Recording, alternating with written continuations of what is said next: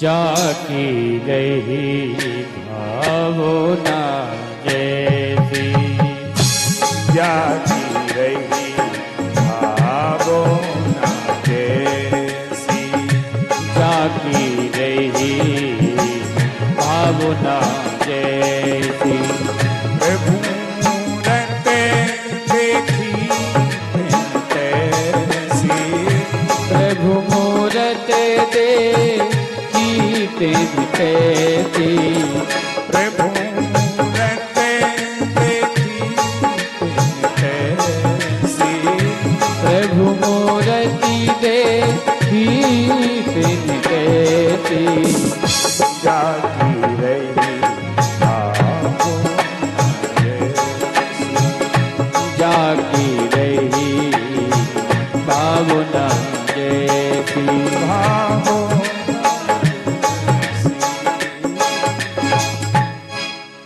बोलो भक्त वत्सल भगवान की। एक बार प्रेम से बोलो जय श्रीमन नारायण। जय जय श्रीमन्नारायण।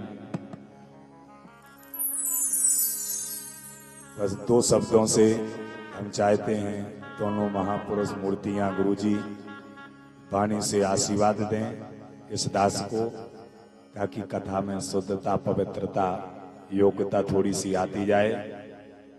दो शब्द से, और जितने श्रोता हमारे जजमान का मनोबल अपनी शुभ वाणी से आशीर्वाद के रूप में, ऐसे ही संत कृपा, भगवत कृपा होती रहे, ऐसा आशीर्वाद दें। बोलो स्वामी जी महाराज की जय। बोलो गुफा सरकार की जय। हेलो। बोलो लक्ष्मी नारायण भगवान की जय हो। श्रीमद् भागवत महापुराण की जय हो। सत्य सनातन धर्म की जय हो। व्यास जी महाराज की जय हो। आज बड़ा सौभाग्य का समय है। हमारे बीच हमारे स्वामी राजेश्वरानंद जी गुफा सरकार विराजमान हैं और पूज्य व्यास जी आपको बढ़िया, कितनी सुंदर सुमधुर और सरस भाषा में आपको श्रीमद् भागवत कथा सुना रहे हैं और यजमान भी बढ़िया एकाग्र चित्त होकर के भगवान की कथा को सुन रहे हैं। तो ये भगवान की बड़ी कृपा है यजमान के ऊपर। सब कोई भागवत नहीं यजमान बन पाता है। जब भगवान की कृपा होती है तभी भगवान की भागवत की कथा करने का सौभाग्य प्राप्त होता है।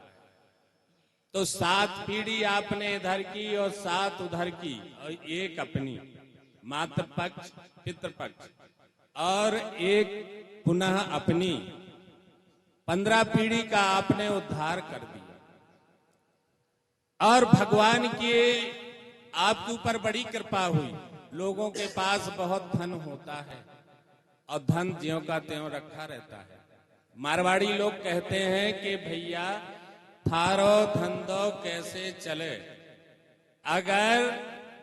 अगर धन धुला हुआ है तो धंधा चलेगा, मगर ऐसा धुला नहीं कि बाल्टी के पानी में डालो और धो दो।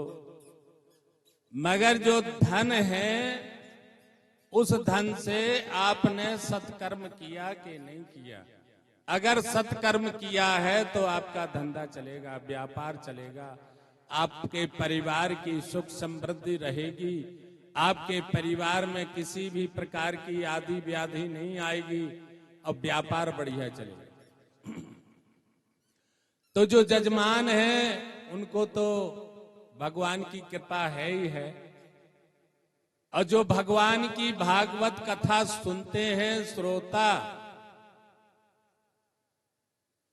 बताइए मलेहरा में कितने लोग हैं। महाराज जी बता रहे थे कि भगवान की बंसी बजी, और जो भगवान की बंसी बजी और जिनको सुनाई दी इतना बड़ा 84 कोस का ब्रज था, जिनको सुनाई दी वो दौड़े आए। तो मलहरा इतना बड़ा है आपका, जिनको भगवान की बंसी मने भगवान की कथा सुनाई पड़ी तो आप लोग चले आए। तो ये भगवान की भागवत कृपा है तो क्या नहीं है। जैसे ये रोड है सामने और तेजी से साइकिल चलाता चला जा रहा है और पीछे से व्यक्ति कहता है भैया आगे गड्ढा है, धीरे से साइकिल को चलाना, कहीं गिर मत जाना। अगर आपने सुना है तो गिरेंगे नहीं, अगर नहीं सुना है तो आगे गड्ढे में गिर जाओगे। हैं? तो आप लोगों के ऊपर भगवान की भागवत जी की बड़ी कृपा हुई कि आपको भागवत जी की कथा सुनने को प्राप्त हुई। आप लोग गड्ढे में नहीं गिरेंगे, आपके परिवार में यश कीर्ति वैभव धन की सब समृद्धि रहेगी। ये भागवत जी कह रही हैं, हम नहीं कह रहे हैं। अब व्यास जी महाराज आपको सुना रहे हैं। तो आप लोग कितने बड़े सौभाग्यशाली हैं कि ऐसे सुयोग विद्वान व्यास के मुखारविंद से आपको भागवत कथा सुनने को प्राप्त हुई। भागवत तो बहुत सुनाते हैं और बहुत सुनाने वाले हैं, मगर सद्विचार, सद्भाव और बड़ी शालीनता से, सरजता से आपको कथा सुना रहे हैं। उनका काम रहता है मेहनत पूरी करना है और नियम संयम से सुनाना है। और जहां जिसके यहाँ कथा सुनाने जाते हैं तो वहीं वो रहते हैं।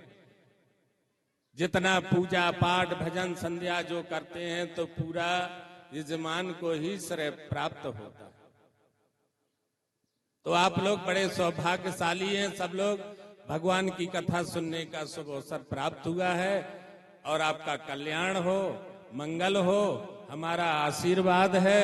अब व्यास जी महाराज आपको इसी तरह सुनाते रहें, क्योंकि व्यास जी का कार्यक्रम निरंतर चलता रहता है। वृंदावन, अभी रामेश्वर में कथा है व्यास जी की।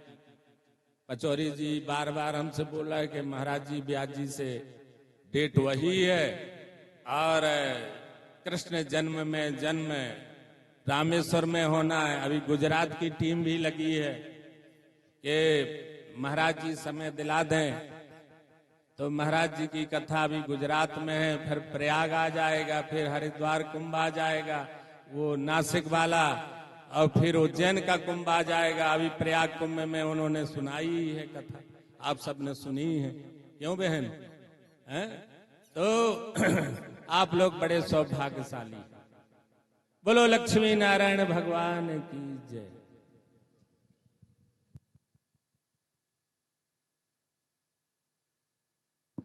बोलो स्वामी।